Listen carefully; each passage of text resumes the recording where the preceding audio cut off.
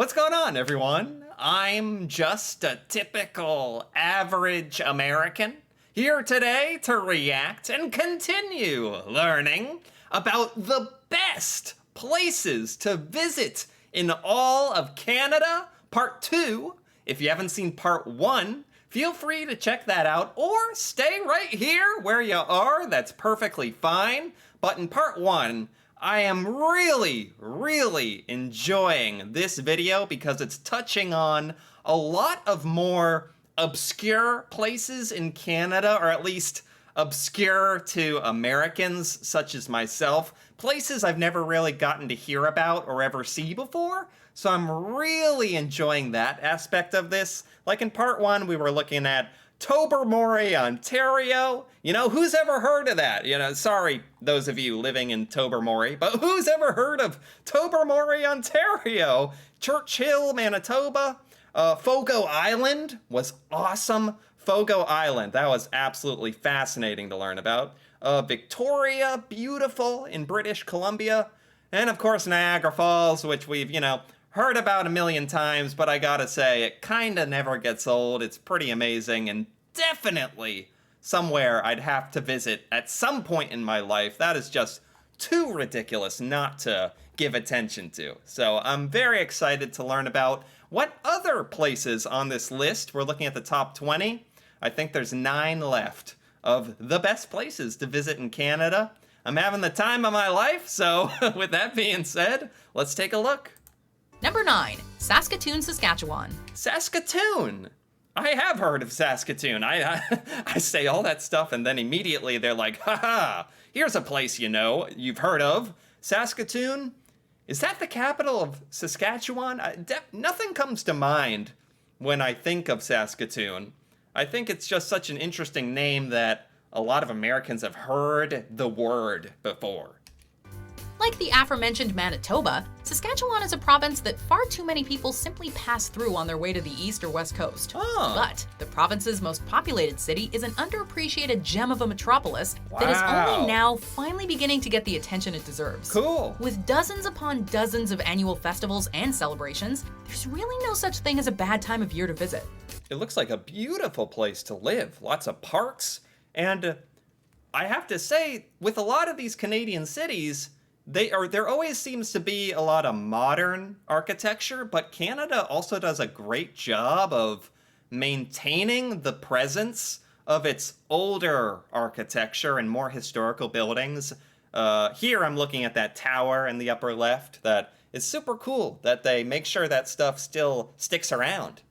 The Riverside District is particularly stunning and is one of the city's greatest assets. Wow. As part of the Meewasin Trail, it features walking paths on both sides of the water. Wow. I mean, I say this a lot, but it is not fair how many of Canada's amazing towns and cities are by bodies of water.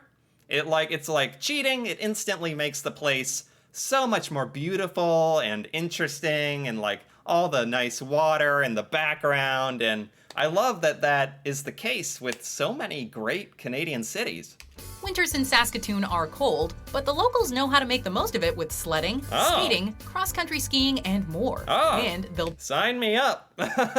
Little sledding, little hot cocoa. be only too happy to show you how. Wow. Number 8, Quebec City, Quebec. Quebec City. For the longest time, here, just to give you an idea, Americans have all basically heard of Quebec.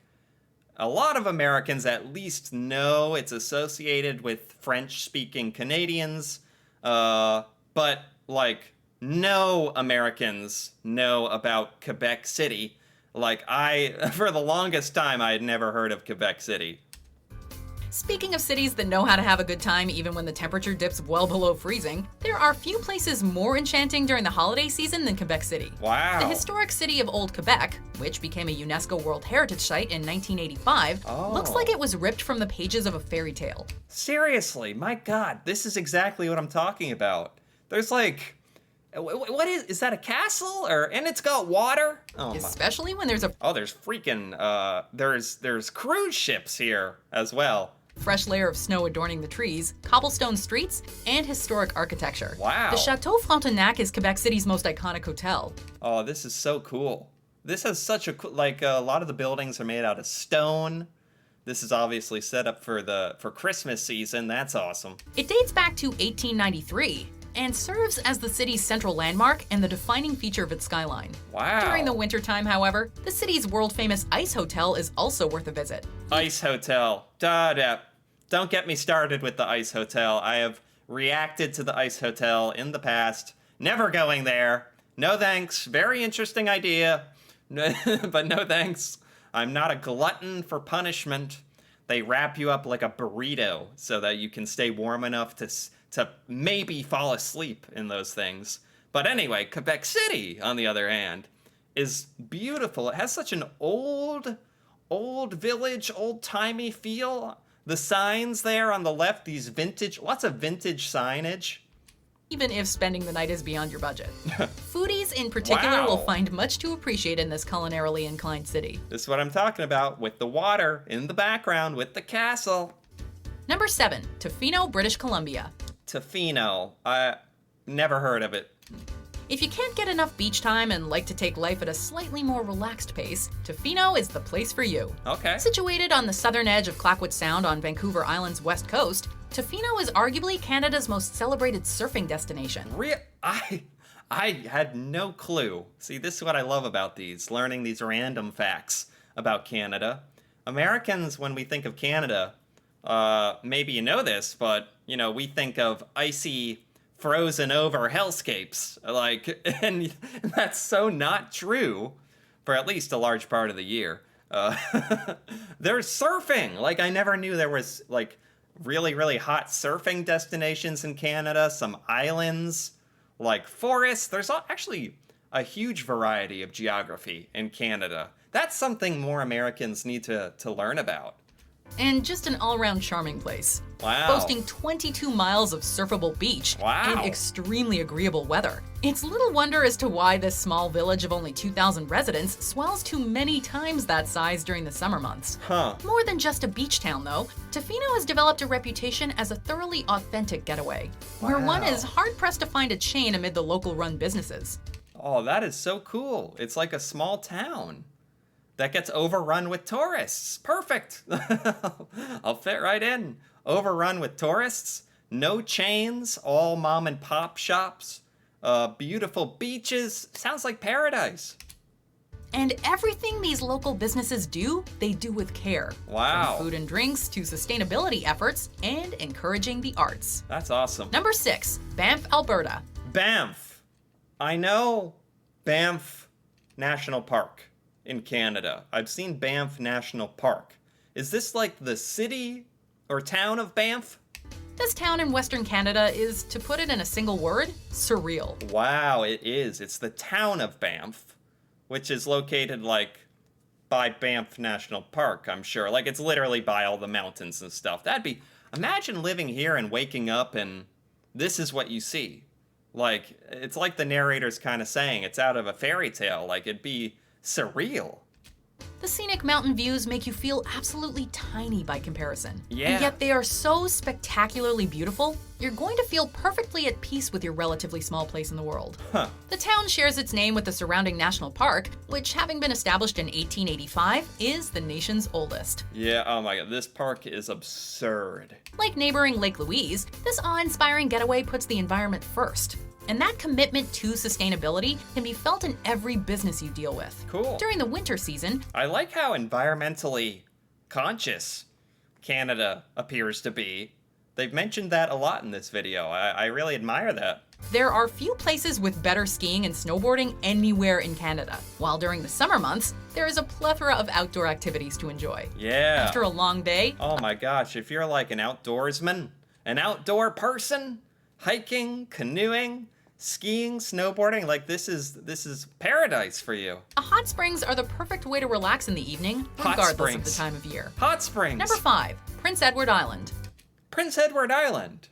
That's like a whole province, right? Like, so I'm not sure how big Prince Edward Island is, but just the entirety of Prince Edward Island, you should visit it Is that what we're saying here? As one of the best places to visit in Canada.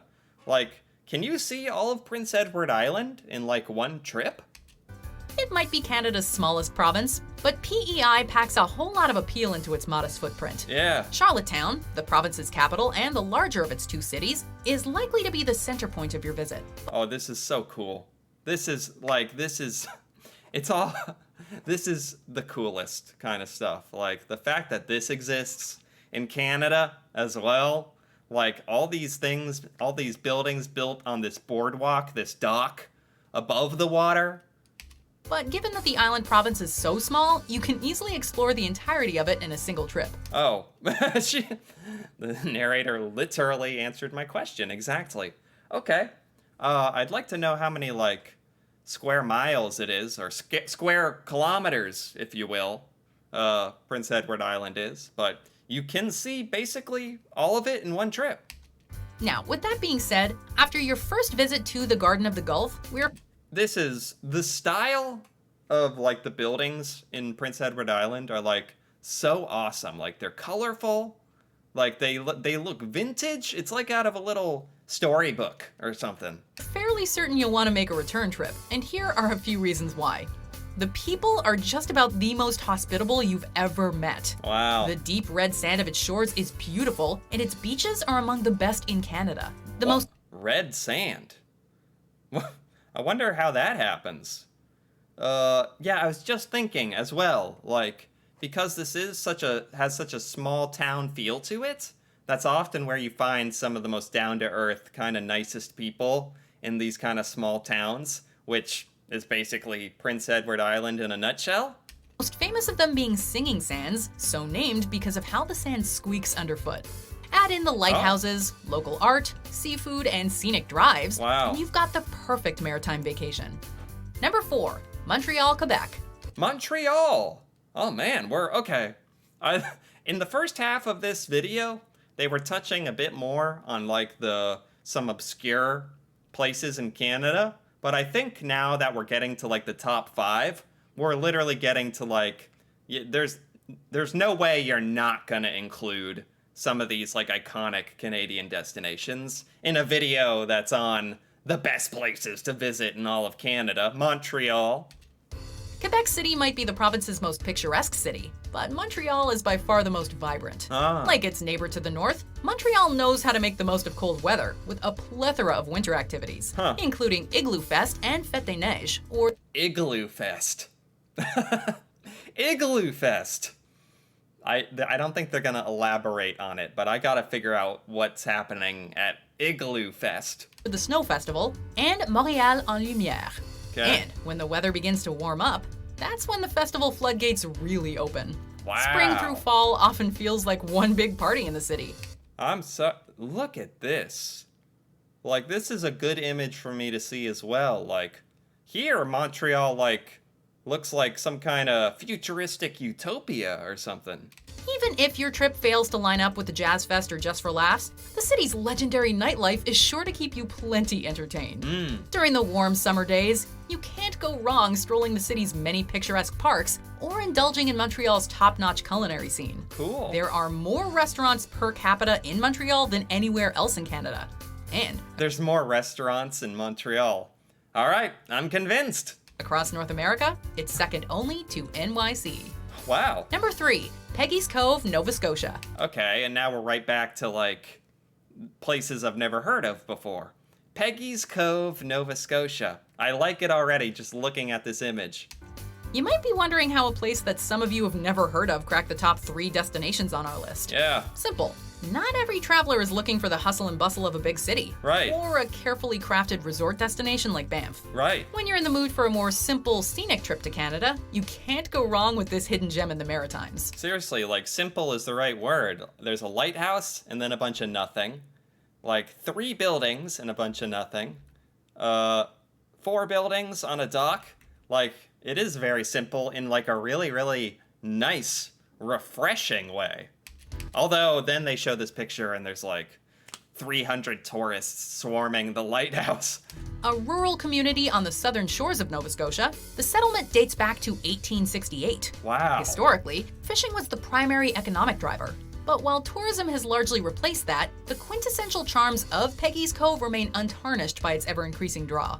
Okay. The starring attraction of the area is Peggy's Point Lighthouse. Okay. But really, it's the deep connection of locals to their fishing routes, coupled with their undying appreciation for the ocean, that makes it so enchanting. Okay. So this has, like, to me, this does seem like it was once a small fishing town that has transformed into a bit of a tourist destination. Like, at least that probably means they've, like, have a bunch of nice restaurants and stuff. But I don't know. This seems like the kind of place where you definitely have to visit it at least once and take some pictures with this lighthouse in particular. But is there a million different things to do? Probably not, but it's probably a super nice experience. Plus, the entire area is just picturesque. Number 2, Toronto, Ontario.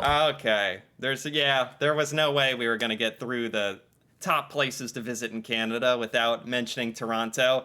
And the CN Tower. This tower is always in every video that I've ever seen about Toronto is this tower. While a few days in Peggy's Cove sounds like a great way to recharge and reconnect. Right. That's so funny. That's such a good point. We literally went from Peggy's Cove, which has like nobody and 2 buildings, to Toronto, which is like has the biggest population of any Canadian city, right? There's no denying the appeal of Canada's most populated city and economic epicenter. Right. Toronto is a multicultural metropolis, and that diversity is very much a part of this city's appeal. There's Cool. really no cuisine that you can't find a great example of with enough research or exploration. Oh, yes, that's for sure. Like, that is probably one of the best things I'd imagine about visiting Toronto, is that you can find everything and anything. And also, it's nice that the narrator mentions the diversity, which is not at all something you find in most places in the United States. Maybe a little more in our big cities, like New York City. But that's like a completely foreign concept to me. And while Montreal and a certain West Coast city give it a run for its money in this regard, there's no denying that Toronto is the country's cultural hub in terms of the arts. Okay. It's produced the country's biggest musical acts and remains the best place to catch up-and-comers. It's produced the country's biggest musical acts, like Drake. Where is Justin Bieber from? Is he from Toronto? Anyway. From the historic Distillery District to Kensington Market, there's no shortage of fun neighborhoods to explore. That's so and cool. Sure, a trip up the CN Tower might be touristy, but there's no arguing with that view. That's exactly what I always say, is I don't care if it's touristy. Tourist me up. Whatever. Like, it's still awesome. Number 1, Vancouver, British Columbia. Vancouver! Not somewhat recently, probably a few weeks ago now, learned about Vancouver. Vancouver is a city that a lot of Americans have heard the name of, much like Toronto. We've heard the name of it. I've heard of Vancouver. And then I finally got to see some of Vancouver, and it absolutely blew my mind. Like, this is number 1, and that kind of makes sense from what I saw a few weeks ago. Like, this city is insane and beautiful, by the water. I believe it's also by mountains, too. Vancouver might not be Canada's most populated city or its capital. And it's also kind of nice that it's not the most populated place in Canada. Like, less people to compete with over getting to the good food, right? You don't gotta push all the Canadians out of the way to get to the number 1 poutine joint. But people have been flocking there, both to live and visit. And it's easy to understand why. Yeah. Though it doesn't get the hot summers Montreal does, it also doesn't have to deal with Wow. the frigid cold winters. This image here, this shot. Yeah, mountains, water. It's just a beautiful location. Making it an extremely comfortable place to be pretty much year-round. It's a bustling, exciting city that's on the cutting edge of food, fashion, music, and art. Cool. And yet the surrounding area remains distinctly wild, ensuring that nature lovers and outdoor enthusiasts never need to go far for their next great adventure. That's really nice as well, especially if you ever wanted to live in Vancouver. Like, you got the city aspect, and you can get that city life, get that city fix if you must. And then, if you're into more outdoorsy stuff, well, usually you're kind of out of luck if you're in the city. But in Vancouver, it seems like it's super easy to access a lot of awesome nature trails and hikes and exploration just outside of the city. And really, how many destinations, be it in Canada or elsewhere for that matter, can you get the best of both worlds in one place? Yeah. A city rich in green space, museums, markets, world-class restaurants, and more, Vancouver is a must-visit. I like it. Do you agree with our picks? I like it a lot. I like it. I like that very much. I like this whole thing. This was by Mojo Travels, and I'm going to give it a like, because I liked it. That was very enjoyable. That was a great top 20 best places to visit in Canada. I'm very happy for the most part. They had a lot of smaller, lesser known, lesser talked about Canadian travel destinations. But the more I think about it, the more I'm also like, I accept and I'm even happy to learn more about the big ticket Canadian destinations. I mean, they had Montreal in here, and Toronto, and Quebec City, and Vancouver, and obviously those are places you have to visit if you're talking about great places to visit in Canada. But a lot of these other places were awesome as well. There's just so much cool stuff in Canada, and I have so much fun learning about it. And at the same time, I always say it's almost a bit sad to me that a lot of Americans don't talk about Canada as a place to visit, to go on vacation, to do cool stuff and see cool stuff. Americans will travel around America, it's not that common for Americans to leave the country, to be honest. Compared to a lot of countries, Americans seem to not really, get our passport and decide to go overseas or to other countries very much. A lot of Americans never even leave the United States to travel in our whole lives. And Canada is just right there. It's right next to us for the taking, for the enjoying. I'm not trying to take anything, but but I am trying to enjoy it. And enjoying it, I am, and these all seem like fantastic places to see one day. Anyway, if you enjoyed this as well, feel free to give this video a like or leave a comment, perhaps with your suggestion of the best place to visit in Canada. And if you're interested in more videos like this, me reacting to Canada and Canadian culture, stuff in Canada that I've just never learned about, feel free to subscribe for more. And until then, thanks for watching, and see you next time.